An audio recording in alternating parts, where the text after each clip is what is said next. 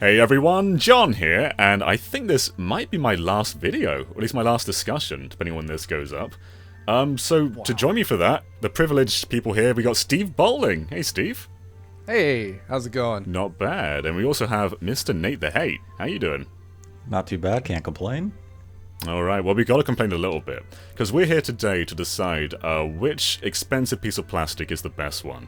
And I think we've got a pretty good panel here, because no one's really biased towards either side. We all kind of see the pros and cons of both Xbox Series X and PlayStation 5. But I want to know which one is going to come out on top. So, Nate the Hate, what do you think, just based on what we know so far, which console are you leaning to right now? Right now, I am leaning towards the Xbox Series X, and a big factor in that is Game Pass. It has a lot of value, it has a diverse and vast library of software. Like, on launch day, we know we're going to have Yakuza, we know the medium is going to be there, and it's not going to cost me any additional money, beyond my current Game Pass subscription. So for $500, I'm already coming home, I have 2 games I can play, plus that big back catalog of Xbox One and Xbox 360 and even original Xbox games. And, that's really appealing to me because, as we saw with Sony, first-party software may be priced at $70, and all of a sudden day one could cost you around like $600 if you buy just one game. And for $500 and already to have 2 games and all that other stuff, that's really appealing. Yeah, we'll get into those prices in a bit more detail soon, but Steve, which one are you leaning towards? I am currently leaning towards the PlayStation 5. Ooh. I think that I still love the idea of just a new generation and kind of pushing forward technology, even though there's a lot to complain about in regards to Sony's approach to that. But saving that for later in the discussion, I feel like Sony's done a better job of marketing this as a generational leap than Microsoft has so far. And that to me is what excites me. I love all of what Nate said about the Series X. I think those are all valid, strong points as to why someone should pick that up. But I still just kind of like that idea of bringing home something new and different feeling. I'm torn in between the two, because they both have their pros. But I think up until yesterday, I was kind of more on the PlayStation 5 side. But after that event, something changed, and it is the price, which Nate mentioned. Games are going to be way more expensive from now on, which makes Game Pass look so much more valuable. And also, there's games like Tetris Effect Connected launching, I think, day one with the console. And being able to take my old Xbox One controllers and play them on the Series X is so enticing. Because on PS5, you got to buy $70 controllers, and I don't even think there are multiplayer games apart from Sackboy's Big Adventure right now. So it just feels like everything's just kind of a bit more laid out on Series X, at least just going into it. But yeah, both of them are going to be fantastic consoles, but just personally, I'm kind of more on the Series X side right now. But alone here. Yeah, you're all alone over there, Steve. No, but I think the PS5 has a lot of good things going for it too as well. Demon's Souls is my most anticipated game of any console. But at the same time, that's a remake. It's a game I've played before, and it's not necessarily going to be a brand new experience. And that's kind of what I'm looking for at the moment. Nate, what is the big next-gen game? What are you anticipating as the console pusher right now? If there is one. For me, the next big next-gen game is Ratchet and Clank. Because the way it uses the SSD, where we saw all those gameplay demonstrations, that to me just screams next gen. And I guess the medium is doing something similar with the parallel world concept. And as you brought up, Demon's Souls, it looks fantastic. It has next gen visuals, but it's a remake of a PS3 game that I love, but I've played it. It's not a new experience. Ratchet and Clank feels like a brand new, fresh experience that only next gen can provide.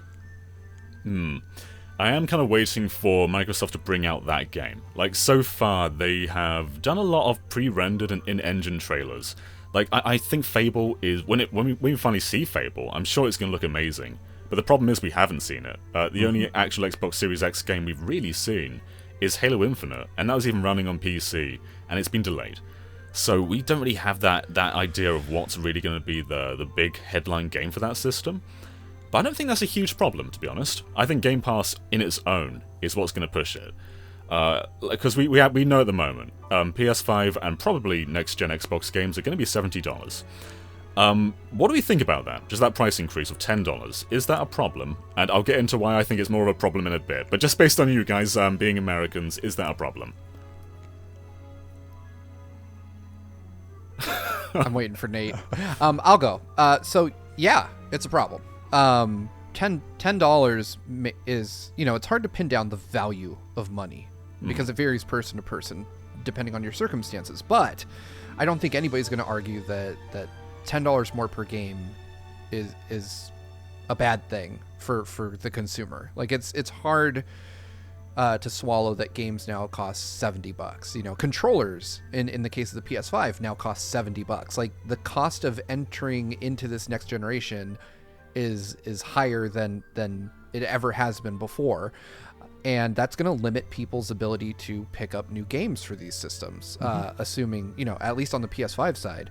But there is also the converse fact that we're also asking for better graphics, better visuals, higher quality textures, and that does translate into more work, more people doing more work, which costs the developers and publishers more money.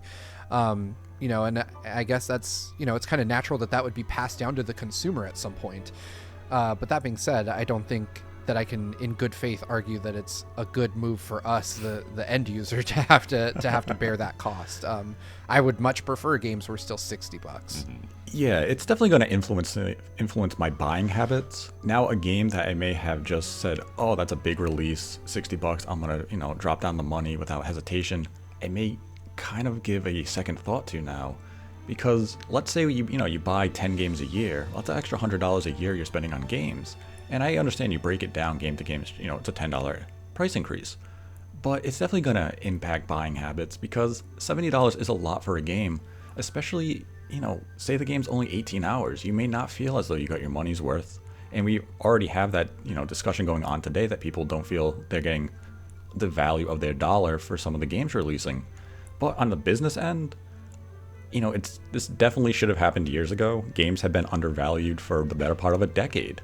And the developers do deserve to be paid. Games are getting bigger, the budgets are increasing, and the only way to, bring balance to this is that the price has to go up, and everyone's going to say, well, does that mean microtransactions will be removed? No, microtransactions are here to stay. No. And yeah, buying habits will change. I think it's going to come down to that core audience of you're going to buy Madden or NBA or those games that have always interested you, and you're going to drop down to $70 probably without a second thought. But there's going to be some of those other releases that you may have just, picked up instinctively that may cause a little bit of hesitation now. And I'm curious to see how the market, responds to this price increase and see how long it really takes to adapt to it. My problem was I heard the $10 price increase. I processed that for a moment. I was like, okay, I can deal with that. And then I went onto Sony's site and I saw the European value of that. So this is not a $10 price increase for us. In euros, this is €80, and in pounds, this is £70.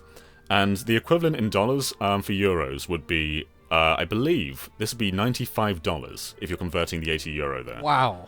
So this is a big, chunky price increase. 10 years ago, you'd walk into a game shop and you'd pick up a game for £35. Now it's double the price. Now it's £70. The increase is crazy, and the living wage has not gone up in that time to match that. So it isn't just like it's the economy matching the scale here. That's not what's going on. This is just a big increase, and I don't feel like that's justified.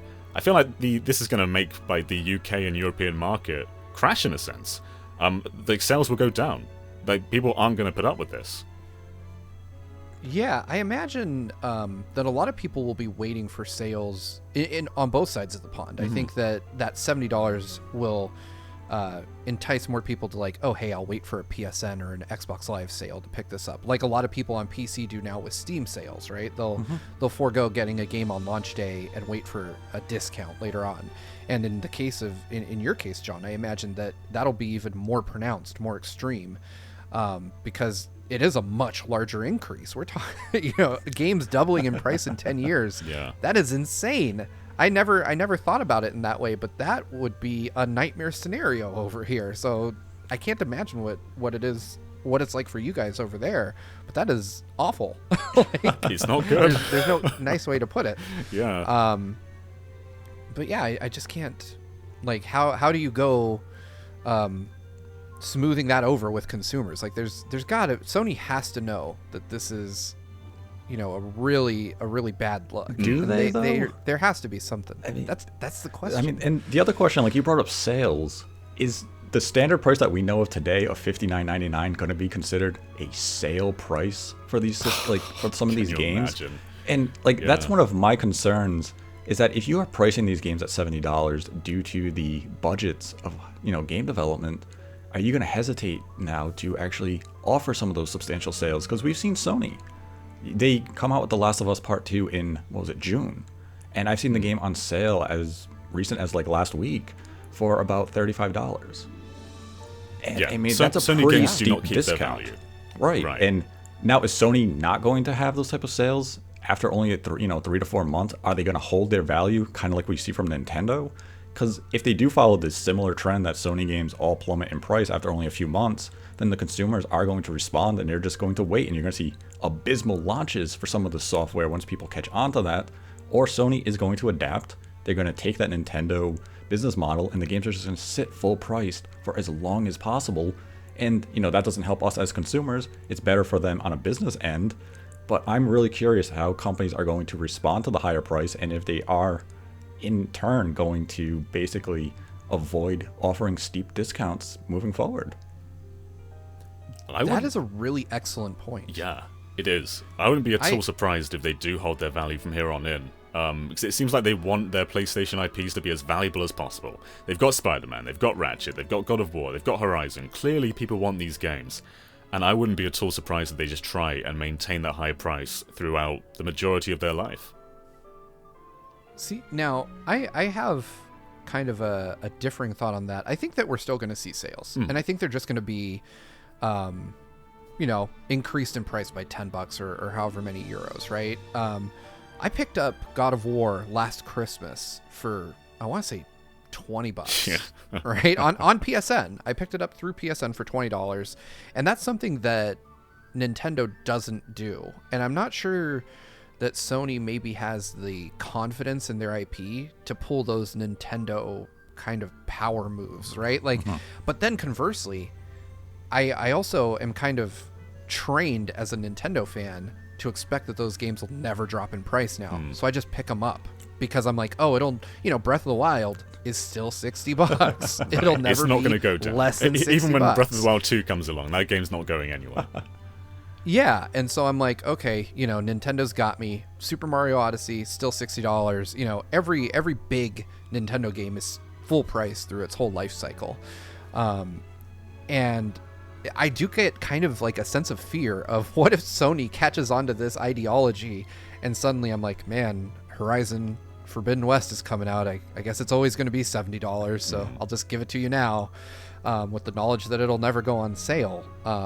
So I guess maybe I'm being optimistic and hoping that Sony continues with their strategy of deeply discounting these as they get older to get more people like me who maybe missed out on a big one like God of War on board. Right. Because I even saw Spider-Man on sale. Even though I picked it up full price, I saw it on sale for I want to say $20 last year or something like that. Or they definitely discount their games very deeply as they get kind of long in the tooth, if you will. But I'd be curious.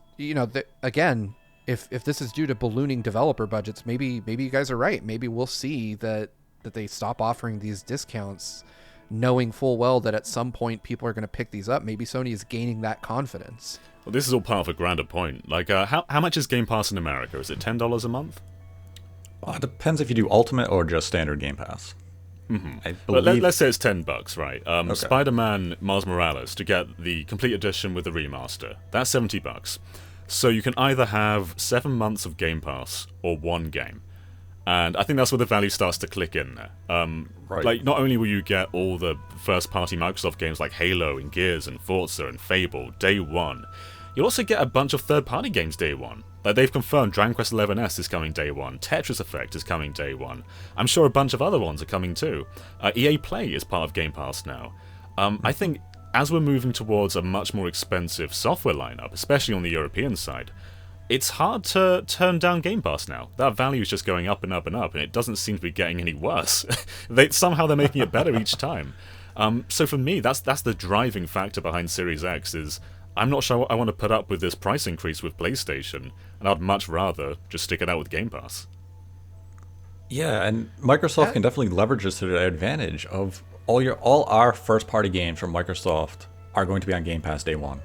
You know the value of the service. We're going to have third party games. We have EA access. And you know Microsoft is going to go out there and they're going to make more third party deals like they did with Yakuza.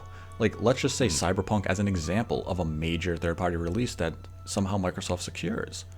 All of a sudden, Game Pass, it becomes even more attractive because you're saying $10 a month, I'm getting access to hundreds of games, some recent releases from third parties, Microsoft's own output, and I'm not spending any extra money beyond just the $10 a month.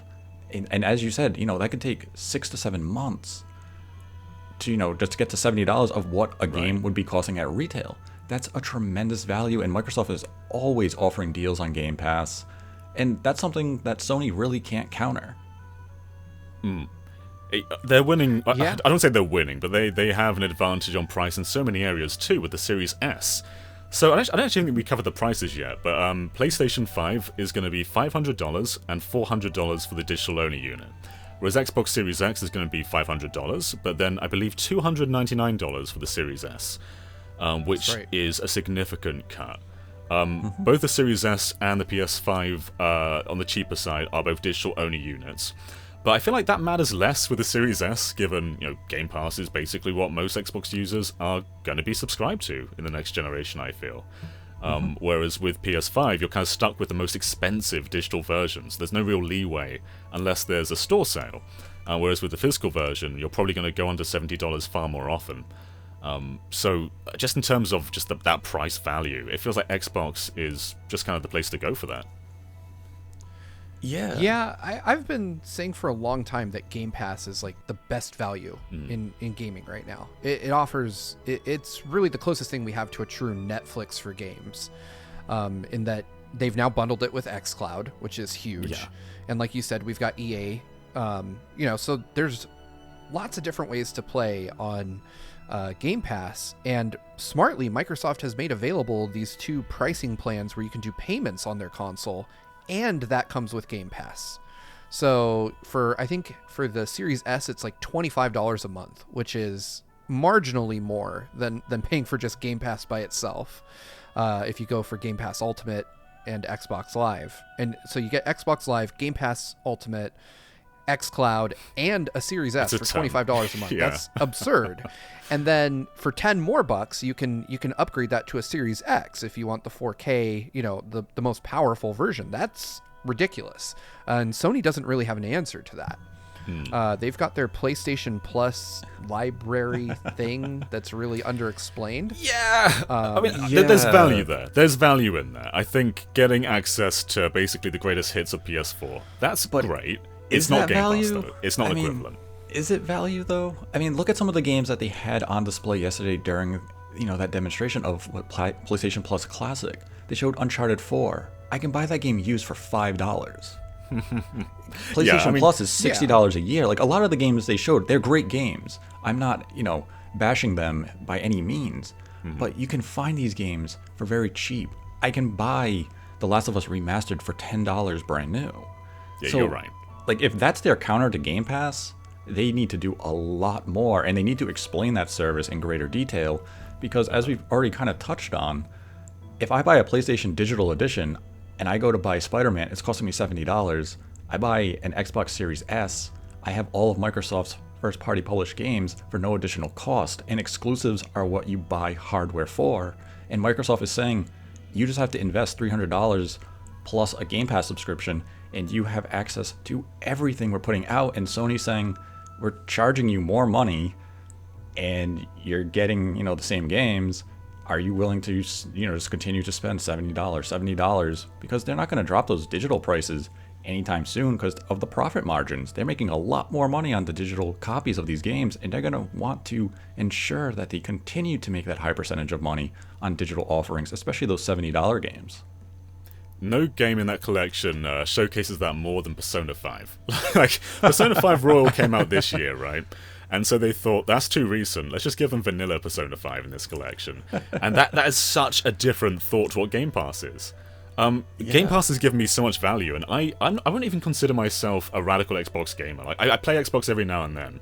but I've been subscribed to Game Pass for xCloud, a couple of other things, but it's also great to have PC access in there. Like, just because I was subscribed for xCloud, all of a sudden I had access to the PC version of Microsoft Flight Simulator, which is a brand new release. That value there is just, that's unprecedented, and it's something Sony aren't going to go anywhere near. Yeah, I agree with that. I think that Sony knows that they can get people to pay that $70 for their new games, and they're banking on people doing exactly that, whereas Microsoft is trying to draw in people that maybe don't even want to have an Xbox with Game Pass.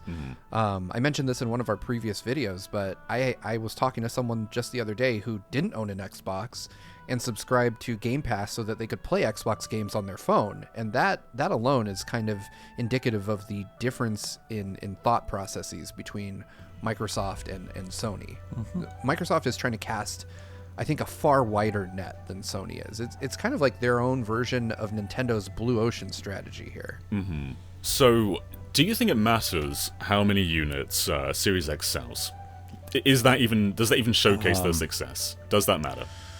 No, but it's going to matter to the console warriors who need a one-to-one comparison to say the PS5 sold this much, the Xbox sold this, and because the PS5 number is higher, it means we won, whereas Microsoft can still come out and say, yeah, I'll just use like a random number, let's say it's 10 million Xbox Series X's versus 20 million PS5s, but Microsoft can come back and say, but we have 50 million active Game Pass subscribers. Right, that's the goal. And that's the goal, and that's where they can say, we win. And you're going to have the fans spin it and say, yeah, but you didn't sell your box. And it doesn't matter. Microsoft doesn't care where you play their games, be it PC, phone, or Xbox. They just want you subscribed to the Game Pass ecosystem, and they're doing a good job at selling that. They're not doing a great job at selling the Xbox Series product line right now, but it's kind of coming together, especially now that we see the prices of the PS5. Yeah. Yeah, Sorry, go ahead, Steve.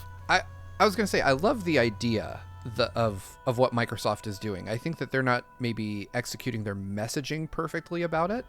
I think people understand what a great value Game Pass is. I don't think people understand that that's kind of their primary focus.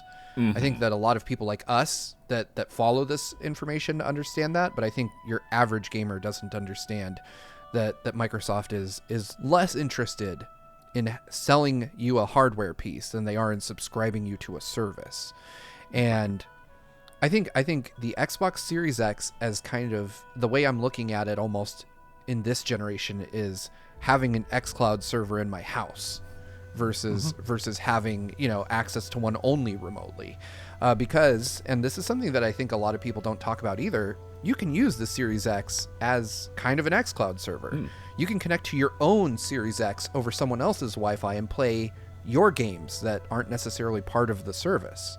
Right. Which, again, is also just a really cool thing. And that's primarily why I want it. I own hundreds of Xbox games, and I'm excited to be able to play my weird, third-party games that Microsoft probably will never dream of putting on there. I'm excited to play freaking Guardian Heroes remotely on this thing. So I think there's a lot of cool stuff you can do with the Series X, and I view it kind of as a different beast altogether. I don't necessarily see the PS5 and the Series X as direct competitors because of the philosophies behind them. Even though they're definitely directly competing. I think we've been pretty Xbox heavy, so we'll balance this a bit more on PS5 in a second. But you said one thing there, Steve, about basically having hundreds of Xbox games, and they're allowing you to play them. Like, you can play through Xbox, the original Xbox, the 360, the Xbox One.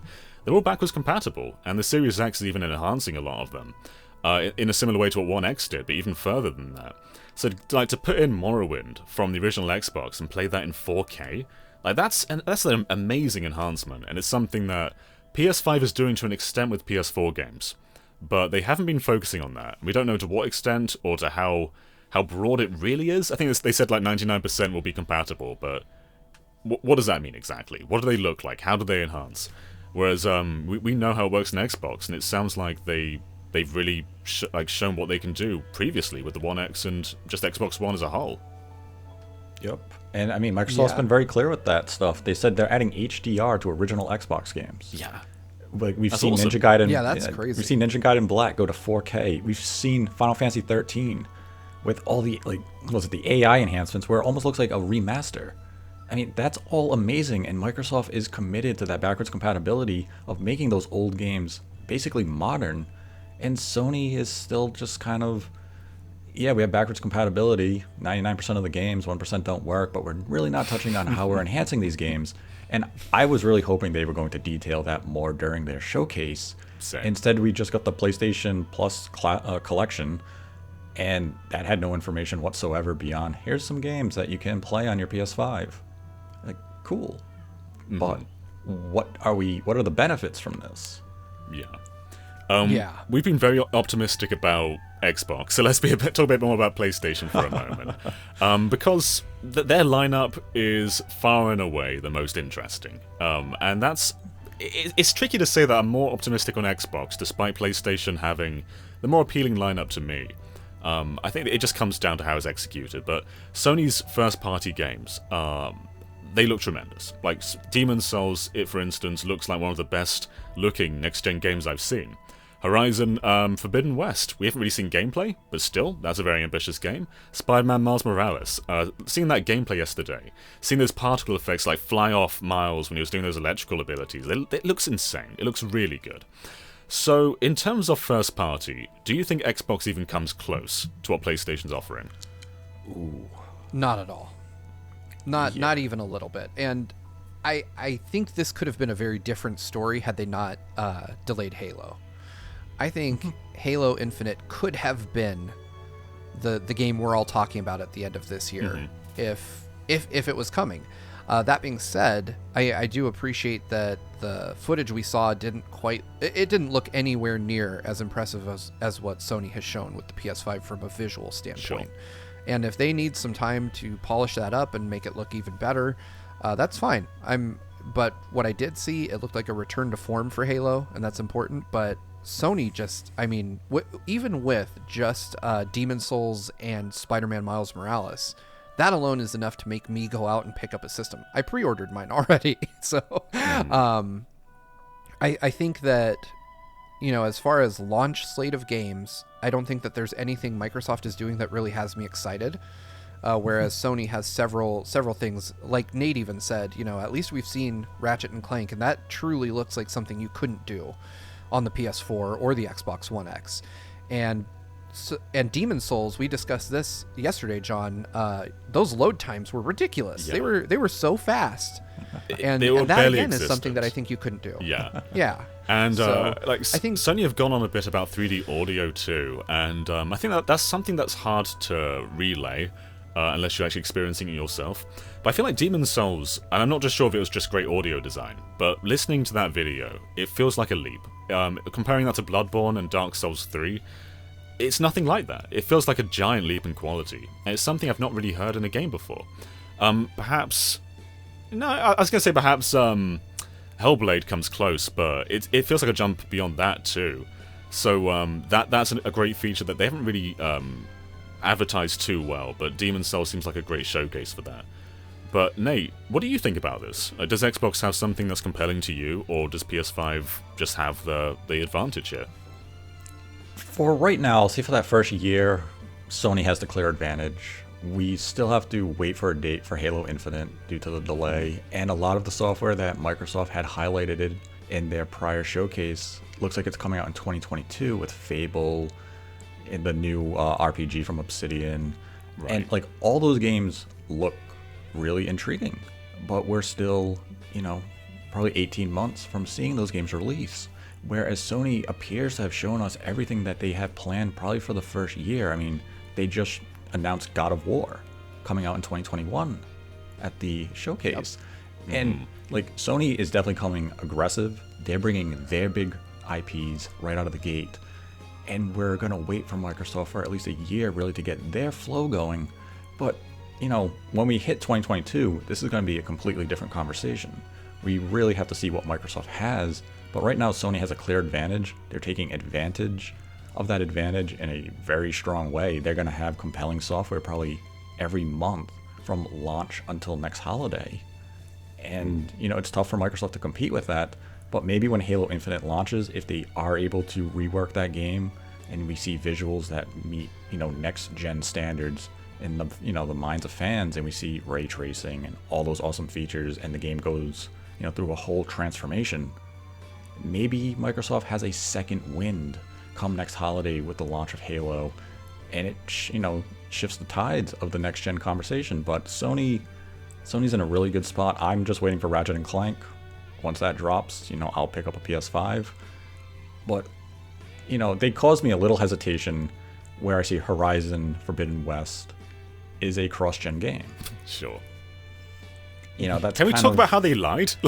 No, we haven't. They legit said that they were not doing cross-gen games, and this was during the time when people were very upset that Microsoft were doing cross-gen games with Xbox One getting Halo Infinite, and they flat out said that they're not doing that, but they are. Yeah. They basically use Microsoft as like the human shield to take all that anger, and then they threw them aside like, yeah, we're not doing that, and then they came out and said, yeah, but we are doing it, but you've already been so mad at Microsoft, you're probably going to give us a pass on this, and no, I'm not. You deliberately positioned Horizon, Sackboy, and Miles Morales as PS5 exclusives, and you just leave it in a little section on the PlayStation blog that, oh yeah, they're kind of coming to the PlayStation 4 too.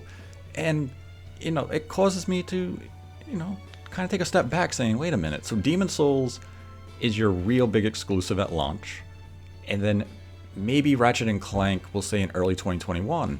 Like, that's all well and good. Had you guys been transparent about this information back in June and said these games are still coming to the PS4, would have been fine with it. It's just the fact that they framed it as, we're not doing any more PS4 games after Ghost, and wait, no, we actually have at least 3 more. And now every game that they announce, in the back of my mind, I'm going to be thinking, well, is this also coming to PlayStation 4? Like, is God of War also coming to PlayStation 4? Just because you haven't announced it yet doesn't mean it isn't, because you guys haven't been very transparent with your cross-gen plans. Microsoft was very open. They said, hey, we're doing cross-gen probably for the first year. And it primarily looked like it was just Halo Infinite, and then they got delayed, so it's really not that big of a deal in the grand scheme of things. Whereas Sony is, all these games you positioned in your launch window are now all of a sudden coming to the PlayStation 4 too, and it just seems deceptive. So Steve was frozen for a moment. We've unfrozen him using our magic spells. But very good point, Nate. And I think actually Horizon Forbidden West is the weirdest one, right? Because that felt like that was going to be the big next-gen open-world powerhouse. And now we're finding out it's actually going to be on PS4 as well. And I can understand Miles Morales, because that's built off the original Spider-Man, which was a PS4 game. But Horizon, that kind of makes me a bit, almost less excited for that game now.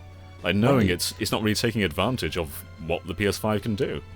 Yeah, and I almost wonder if the announcement of Miles, Sackboy, and Horizon being PS4 games have kind of dampened the momentum of the PlayStation 5 launch, because originally we were thinking like, oh, this launch window looks really strong, look at all these exclusives, and then you find out, well, there's actually a mix of cross-gen games here, and if you have a PlayStation 4 or a PlayStation 4 Pro, you don't have to make that leap into next gen right now. And I mean, the only reason is Demon's Souls, and it feels like Sony kind of hurt themselves. They kind of stumbled by making these games cross-gen, but I want to make it clear, I love that the games are cross-gen. I love that I don't have to buy a PlayStation 5 to play those 3 games, that I can still play Horizon on my PS4, and I don't have to invest in a $500 console in the immediate future.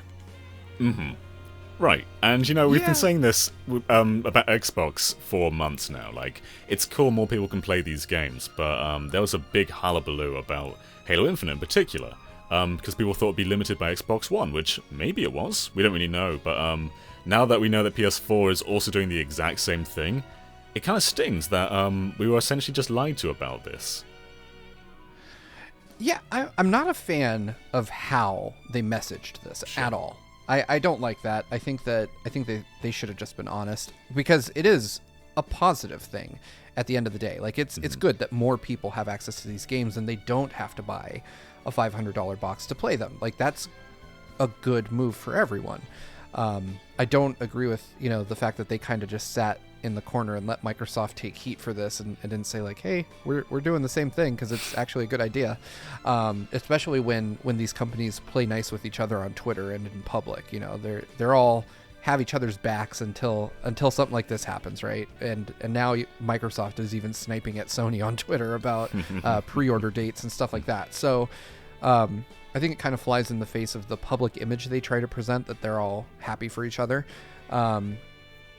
But I did find some of the wording interesting. When Sony mentioned that they were doing cross-gen games, they mentioned that these games were built with the PlayStation 5 as the target console. Whether that's true or not, I mean, is a whole other story. But at least based on what they're saying that these games were designed for PS5 and then ported backwards to PS4. And I don't know if Microsoft maybe is designing their games the same way. Like if the Xbox series of consoles is the target, and then they're saying, okay, how can we scale these back for the one collection? I don't want to call it the one series, but the 1X and 1S. How can they pair them back for the last gen, right? Which I would say that from what we've seen of Microsoft's games, it seems that they're very much designing them with the lowest common denominator in mind, and then figuring out how they can enhance them for next gen. And from what I've seen of like Demon's Souls, Spider-Man, I don't know if Ratchet and Clank is cross-gen. I haven't. It'd be weird if it is, because that's the SSD showcase game. Like, I guess it might even showcase it better. Like, if there's a PS4 version and there's load times everywhere, maybe that's kind of an advertisement for PS5 in a sense. Yeah, right. It would be interesting. But from the sense that I get from seeing those is that they were indeed designed to make use of the PS5, to make use of the additional headroom, horsepower, whatever, and then they are. I have to see these PS4 versions to kind of get the full story, to understand it. But I would be surprised. I would be very, very surprised, specifically if Demon's Souls runs nearly as well on PS4 as it does on PS5. Mm-hmm. Yeah, they actually should have shown the PS4 versions, so we can get an idea of how big this jump is. Because they hit this in a blog post. Like, after the event, there was a blog post saying that there's going to be a PS4 version of Miles Morales. And we've got to imagine that Miles Morales pretty much looks like Spider-Man PS4. But we don't have like a direct comparison showing what it looks like on PS4, what it looks like on PS5. And that would actually go a great way to showcasing the power increase. And I'm kind of surprised they haven't. Right. I'm curious about that too, because one of the things we were noticing, and one of the things I was particularly impressed by with Miles Morales, was the crowd density. There was a lot of people that Miles was walking around. The lighting effects seemed like next gen good. And so I would be surprised if there wasn't a stark difference between the PS4 and PS5 versions of Miles Morales. But that being said, what if there isn't? Yeah. That's what if there isn't? That's a really bad look then suddenly. So I'm curious, and they're going out of their way to call the PS5 version of the base Spider-Man game Spider-Man Remastered. So that to me says it's more than just better load times, right? Like, you can't call a game remastered and just say everything loads quicker. Yeah, and this game was also hidden, by the way. Like, we found out about this game by seeing the box art. Like, why didn't they announce it in the show? And there was such confusing messaging about this game before this presentation too. Like, some people were saying, "Oh, Spider-Man's coming out for PS5," and then some people, there were denials coming from different branches of Sony, and then confirmations coming from yet other branches, and it seemed like nobody really knew if this even existed. Which is funny because it's the very first thing that was demoed with the PS5 to media. The very first thing people saw of the PS5 was Spider-Man running on it. So it seemed like a no-brainer. Why would you go through that trouble to do a tech demo? But then again, we all remember Final Fantasy VII's PS3 tech demo. So, there are really no rules. But yeah, I wonder, there's a part of me, the optimist in me says that these games just look way better on PS5 and Sony isn't really interested in showing them because they don't want people to buy the PS4 versions. But then the cynic in me says that they look really close to the same, and that's why they're not showing them. And I mean, it's probably, the truth is probably somewhere in the middle, but yeah, it's certainly a great net positive for consumers, but it is just kind of a weird choice for them to be so odd about how they're choosing to present this information. Yeah, I do wonder, like, explaining this to someone who doesn't care that much. Like, if I say to, like, Billy Consumer, like, Spider-Man on PS5 has more crowds, it has better lighting, you can load the fast travel a bit faster. Is he gonna care? Is that gonna matter? Is that gonna make him drop $500 on a new system? I don't think it would. I don't think so either. I think the example you used of the person who pays $70 for Madden but doesn't buy a whole lot is exactly the kind of person you're talking about now too. And I think I've encountered those folks in my life and tried to extol the virtues of whatever the hell I'm playing at the time, and it really is just met with a shoulder shrug. Like, why would I pay extra money for that? You know what? I mean, a lot of the people that are huge fans of Sony and Microsoft, a lot of these folks don't own a 4K TV even yet. You know, they don't view this as like a thing they have to be up on. This is just a diversion, something they do when they're bored, and it's, you know, they're not going to care about 4K, let alone fast load times, let alone better textures, denser crowds. Like, they're just going to be like, is it fun to play? Cool. Yeah. Okay, I can get the same thing for $50 or $60 over here, and without buying the new box. Cool, I'll do that. To that point, Steve, this morning I did a Twitter poll about whether you own a 4K TV or not, and there were 4,100 voters, and 63% of people do not have a 4K TV. So only 37% have 4K sets in their homes, which that's pretty low. Yeah, and you know, this is a great segue into some of the other stuff I've been thinking about with these next-gen consoles, in that technology isn't quite ready for some of the stuff these consoles can do now, or at least that the companies are saying they can do. You know, all three of us here create video content, and I don't think any of us own a TV that can display 120 frames per second. I don't, and my TV was several $1,000s. And so I have to, if I want to see the best this can do, if I want to play Ori in 120 FPS, which sounds amazing, I have to go out and buy like another $2,000-$3,000 television. But more importantly, YouTube doesn't display at 120 FPS at 4K, and there isn't a capture card that exists in the consumer or professional industries that can capture that footage. Right. So I have to wonder, dude, are we even ready for some of the stuff these machines can do? It's a great point. Like, during the last Xbox show, they showcased Ori running 120 FPS. And if there weren't some text at the bottom of the screen telling me that, I'd have no idea. That's a really hard thing to showcase in a 60 FPS feed. And I think there will be some... I think it would be smoother to play a 120 FPS game, even on a 60Hz display. But I don't think that's a much of a selling point, though. Especially because most people don't really know what that means. Yeah. The amount of people in my life that I could explain 120 frames per second to is probably in the single digits at best, and even that's optimistic. Yeah. And yeah, there's I mean, and beyond that, a lot of things about this generation are intangible or hard to explain benefits. Like Sony has made a big deal about the DualSense and the haptics in it. You can't really communicate that to someone, though. Like, Jeff Keighley tried. He showed us the controller, and he's like, this feels good, you guys. I mean, think about a review where someone just says, this game's really good. It's just the end. Trust me, guys. Yeah. It's good. You bring up a good point there, Steve, though. We didn't actually talk about the DualSense or the controllers. And Xbox is sticking with the previous generation, but kind of refining it with the share button, but you can still use your Xbox One controllers. And that's great. But it's also not a jump, whereas PS5 has a bunch of new features. Like, it's going to be great to have these haptics in there. It sounds awesome to have triggers that adapt on the fly and change the sensitivity. I love the sound of that. And it sounds like this could really lead to innovation in game design. But... go ahead. There's a big but with all these, and we've seen these type of innovation with controllers before.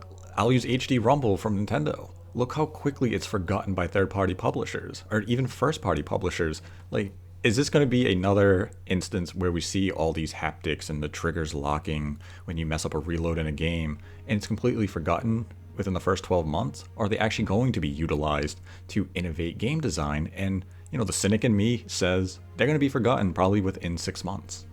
I mean, Nate, the PS4 DualShock touchpad, that, for most games, is a giant pause button. Yeah. There are so few games that use it.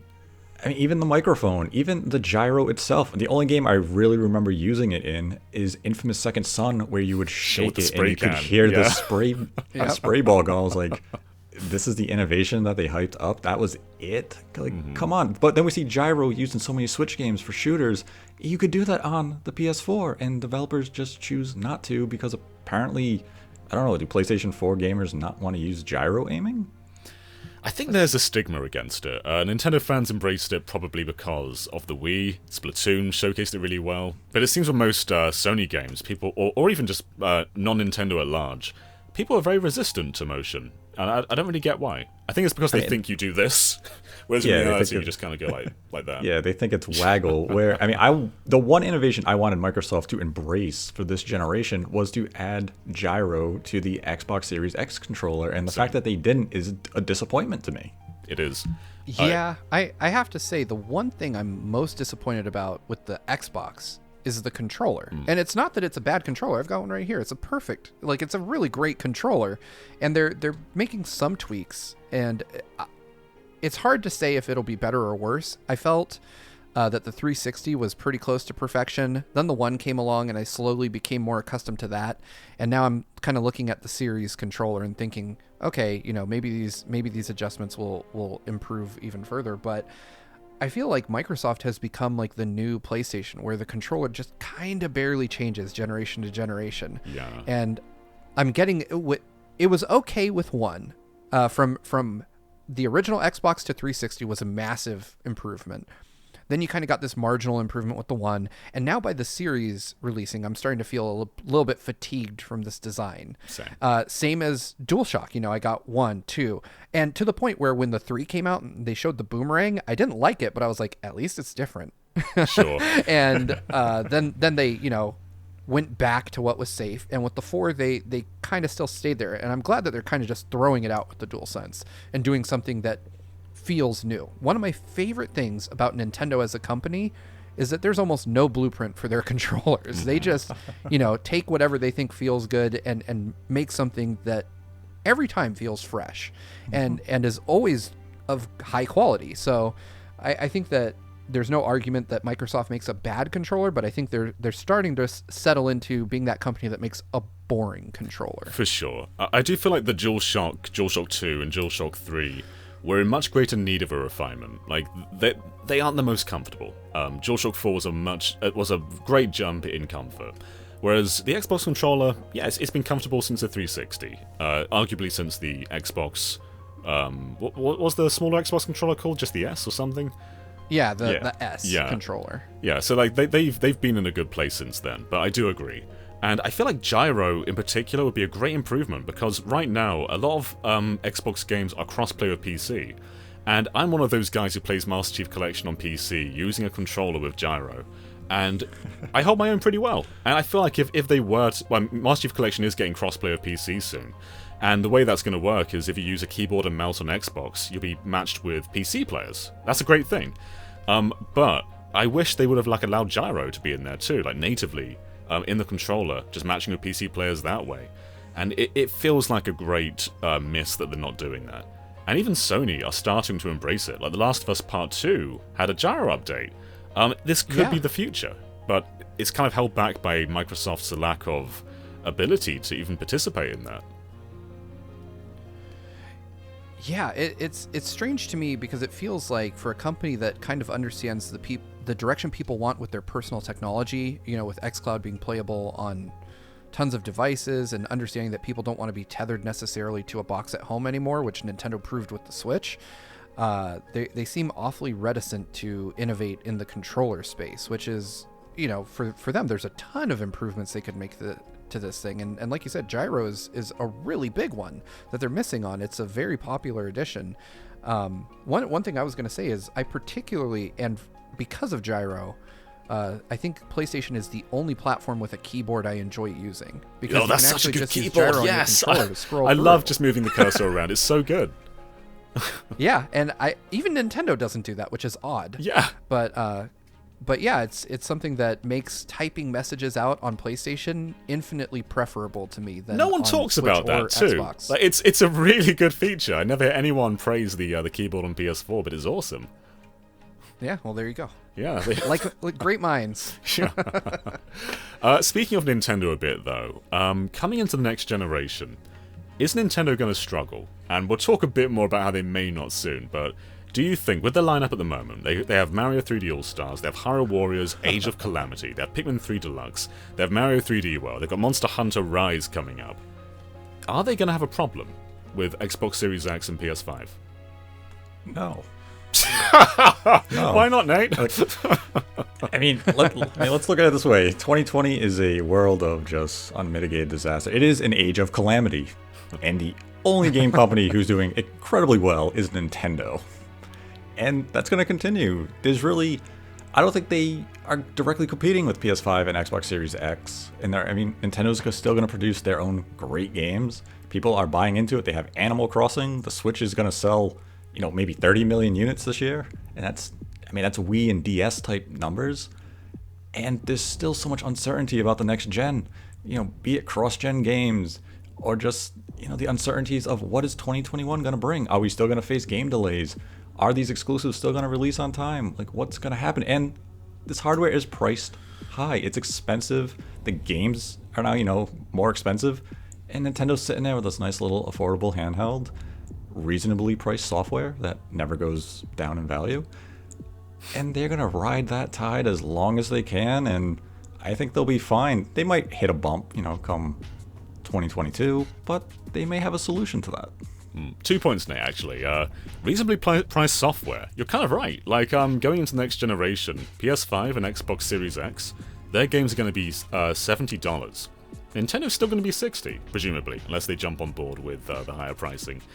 Yeah, I mean, that's kind of an advantage, though. Like, buying Monster Hunter for less than what a PS5 game costs, that's pretty damn appealing. But also speaking of price, the Xbox Series S is going to be the exact same price as the Switch. Is that a problem? No, because it's more of a niche product. It's it's the digital-only Xbox, so it kind of has that limited appeal, just from that factor alone. And as we've kind of said, it's the Game Pass machine. You're going to buy it if you have Game Pass. You just want those Xbox exclusives. And, you buy Nintendo for Nintendo games. That's why you buy the Switch. You want to play Animal Crossing, Mario, Zelda. And I don't really think those two are going to have a lot of, cross-pollination when it comes to the audience in the market for buyers. I think the Switch exists on its own, and the Xbox Series S, kind of survives in its own ecosystem. Because the amount of people who will be interested in that probably aren't looking to a Switch to begin with. It's going to be the person who has a 1080p TV, who wants to play Madden or Call of Duty this year, but doesn't want to spend a lot of money. And those two games aren't on the Switch, so it's an easy investment for them. Whereas the Switch is that, that family system. It has a little bit of everything. And that's why you pick up the Switch, or even the Switch Lite, which is it's priced at $199? Yeah, I think so. So yeah. Nintendo still technically has a price advantage going against this new hardware. Do you agree with all that, Steve? Somewhat. So I think to really evaluate how a next gen is going to impact the Switch, you kind of have to talk about the near term and the long term separately. I agree with Nate completely that in the near term, Nintendo's going to be fine. They don't have like a crazy lineup, but I think they have just enough to keep Switch owners sated through the holidays, right? We've got our big kind of holiday game in Age of Calamity already figured out. And it's kind of wise to not go crazy this year because they are going to be competing against the Series X and PlayStation 5 for people's money. I think, though, in the long term is where I start to see kind of a threat looming on the horizon. I don't think that price is a concern. I think Nate's right that the folks that buy a Series S are not the same folks that are going to buy a Switch that don't already have one. But what I do think is as developers start pouring more effort into these next-gen games, suddenly the idea of scaling these down to fit on the Switch, to make multi-plats that go on the next gen of consoles and Nintendo's current offering is going to be less appealing. And we're already kind of at a point where all the old games that people want are mostly on the Switch now. So, those back catalog games are going to dry up. And Nintendo, while they're doing a great job carrying the Switch right now, I think that they are helped along quite a bit by third parties, releasing stuff like Monster Hunter on the current iteration of the Switch, if you will. So I think that you said the key word there, Steve. Current iteration. So what does that mean? What's going to happen? I think next year is the year we get something new. I think that Nintendo knows that at 4 years old, they've tapped the the current Switch for as much power as they can draw out of it. And developers are going to need more headroom to make new things, or at least support whatever they're working on for next-gen systems onto the Switch. And I think that to keep a steady flow of games coming, Nintendo's going to have to do something to keep publishers interested. And I think that will take shape in the form of a new Switch with an actual generational difference of some kind, right? I personally believe it'll be less like PS4 to PS5 or PS3 to PS4, and more like 3DS to new 3DS. Sure. Something where it's... On that point, okay, so let's point out something that happened in this Direct. So Monster Hunter was announced for Switch, which is a very, very big game, especially for Japan. And there's actually something that kinda co-aligns with a 3DS game. So when Monster Hunter 4 Ultimate released on 3DS, it was accompanied by the new 3DS. It was essentially a launch title for the system. Sorry. As was Majora's Mask 3D. So those two are essentially the system's launch games, and it wouldn't be impossible for this to be the launch game for potentially the Switch Pro. And this was dated for March 26th, alongside another game being Balan Wonderworld. So, is there something suspicious about March 26th right now? There's two fairly big games coming the exact same day, and one of them has accompanied a revision before in the past. Is this the day? I mean, you can look at that day and say, well, that's suspicious. Monster Hunter, Wonderland, Wonderworld. But we also have to remember it's the end of the fiscal year. You want probably that one more big release if you're the game, like your Capcom. You want one more major release before your fiscal year concludes so that you can report a strong quarter. And Monster Hunter fits that bill. But it's Monster Hunter. It's on, we believe, the Resident Evil engine, or RE engine. And, we've seen that with Resident Evil 7, and I believe Devil May Cry 5 have you used it? That's right, yeah. And it's a very impressive engine. So it's kind of like, this could really benefit from a more powerful Switch, and, Capcom can deliver a more impressive experience with these games. But I still think back to Nintendo's official stance of we aren't releasing new hardware this fiscal year. Could they announce it before this year ends? I don't know. It seems, they're having a banner year even without it.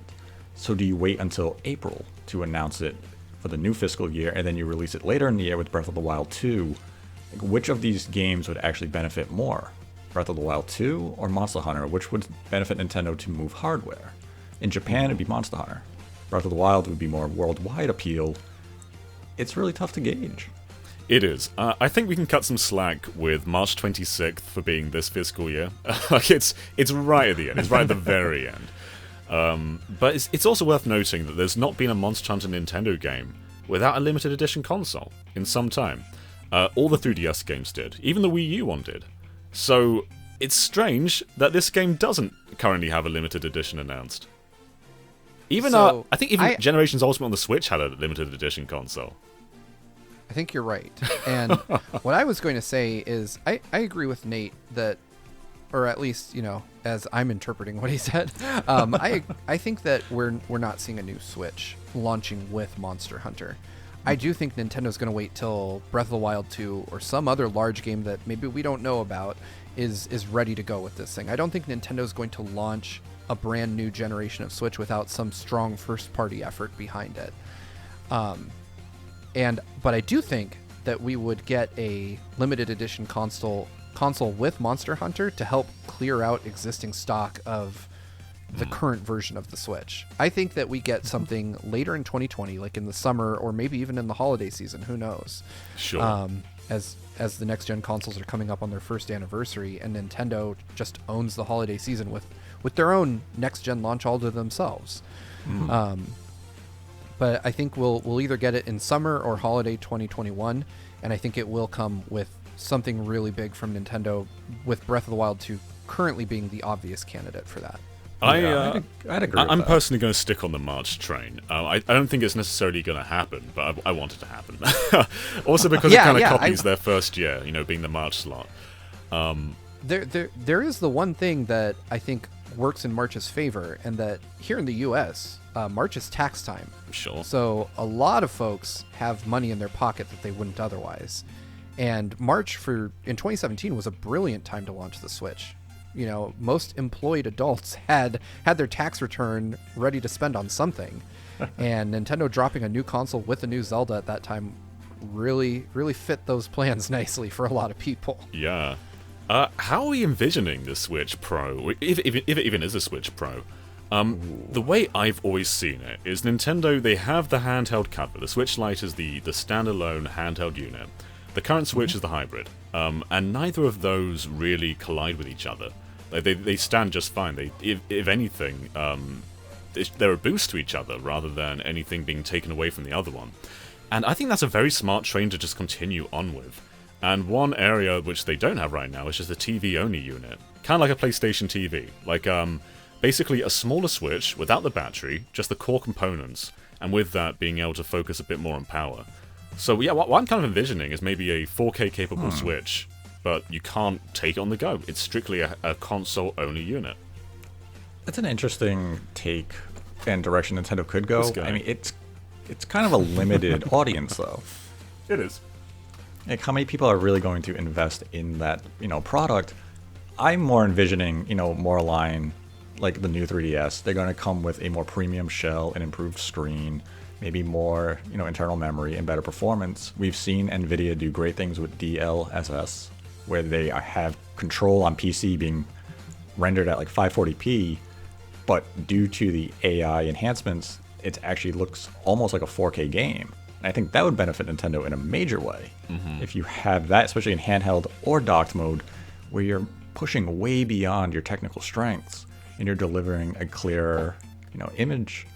And that could play to their strengths, but I don't know if NVIDIA necessarily has that technology, readily available for a Switch that we are saying could come out in, 6 months. Yeah, that's a good question. I envision a Switch Pro or a Switch 2 or whatever it will be, although I imagine the real name will be New Nintendo Switch because Nintendo.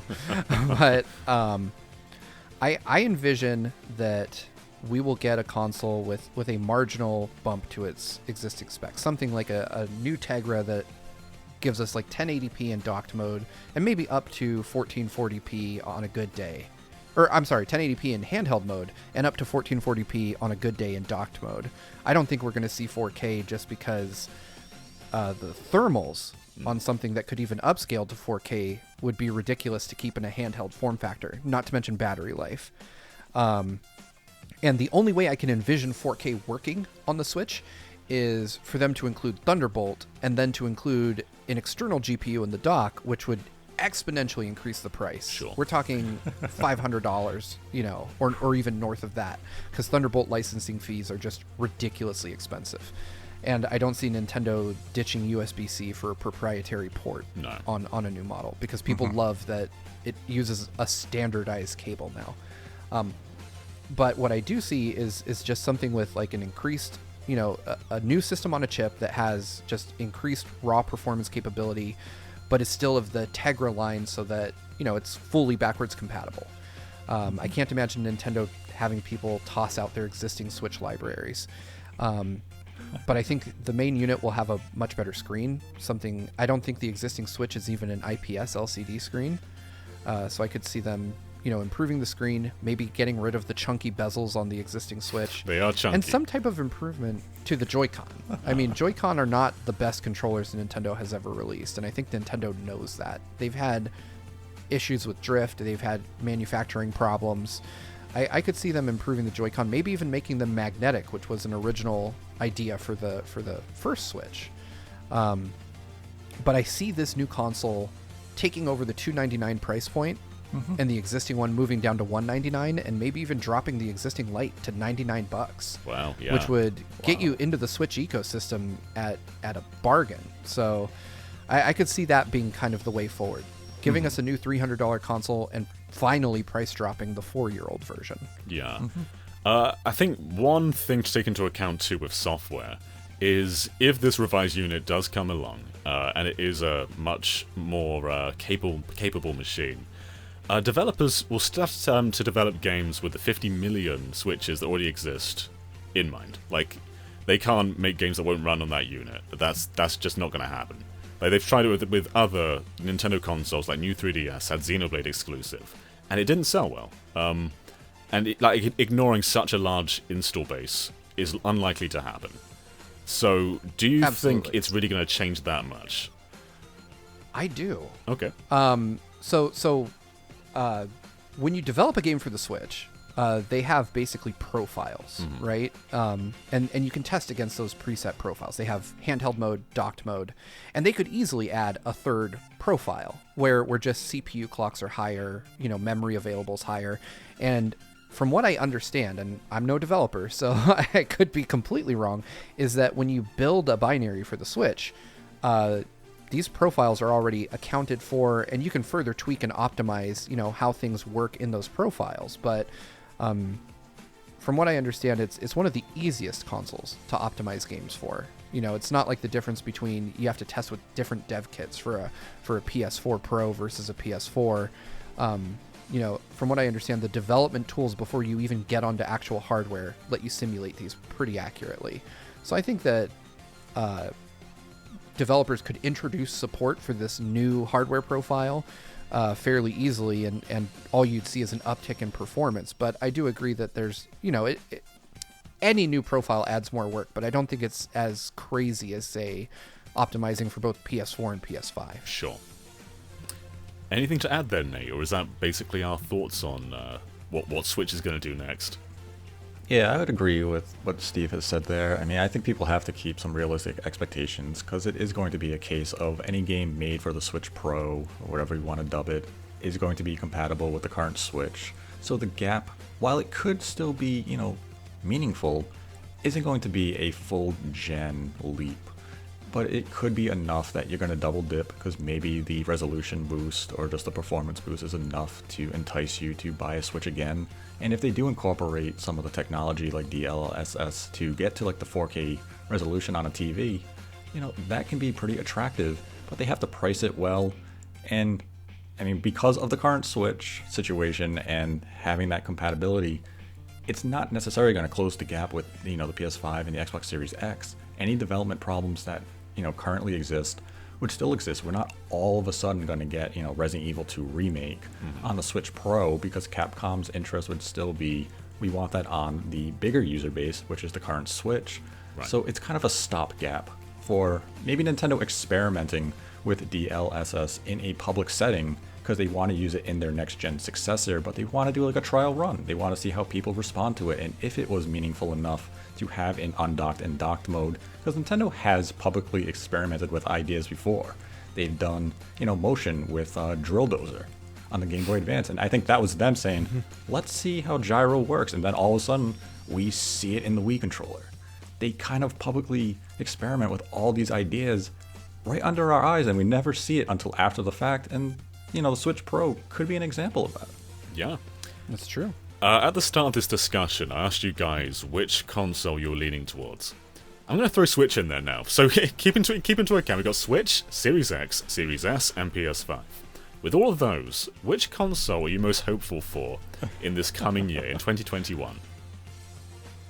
Oh, man. That's not a fair question. When you throw Nintendo into it, it becomes much more difficult for me, but I have to... My reasoning at the start of this discussion was the things I know about that I'm excited for, and I have to stick with that reasoning now, too.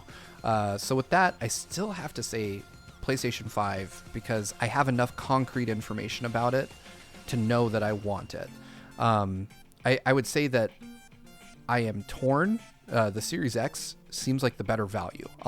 It's the better value for my money, but I'm still more hyped for the PlayStation 5 just because of the games I know I'll be playing on it this November.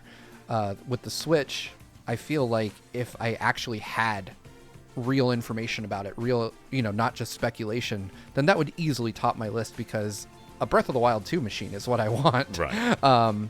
But, until I know that actually even exists, then I'm still, I'm working with what I know, and what I know is that the PlayStation 5 has some stuff I want to get my hands on soon. And I think that Series X will invariably catch up once Halo launches, whenever that is. And I already know, without having to question it, that I'll be picking up whatever the new Switch is whenever it comes out. But for now, PlayStation 5 tops my list. And what about you, Nate? Ooh. I think in that situation, I'd have to go with the Switch.